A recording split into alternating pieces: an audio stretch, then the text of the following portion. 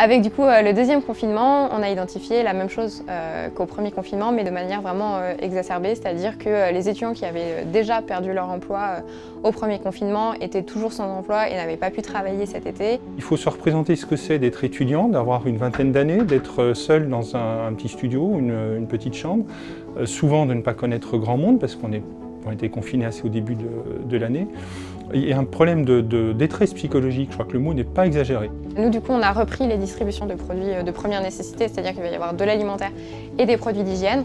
Ça, on a vu aussi qu'il y avait un gros besoin. On l'a bien vu sur les distributions. On est passé d'un maximum de 700 étudiants qui avaient été atteints une fois ou deux à 1100 étudiants chaque semaine, là, depuis un mois. C'est tous les mercredis, entre 10h et 18h, et tout étudiant peut venir. Il a juste à montrer sa carte étudiante ou un certificat de scolarité.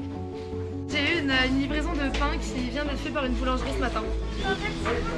Les dons du coup qu'on a reçus soit par l'université de Strasbourg via la fondation, soit directement à l'ABGES, donc que ce soit des dons financiers ou des dons en nature, vont servir directement aux distributions. On va soit acheter des produits, soit du coup les utiliser pour nos frais en fait de logistique. On a dû investir dans des cagettes, on a dû investir dans des frigos, des congélateurs. Les étudiants ont de nombreux besoins et des besoins extrêmement divers. Ils ont besoin de cours, bien sûr, et ça c'est notre première fonction. Ils ont besoin aussi de pouvoir suivre les cours. Pour ça, il leur faut un matériel, il leur faut des ordinateurs, il leur faut une connexion Internet. Pour cela, j'allais dire que notre bras armé, c'est la Fondation, et bien sûr, ce sont les donateurs.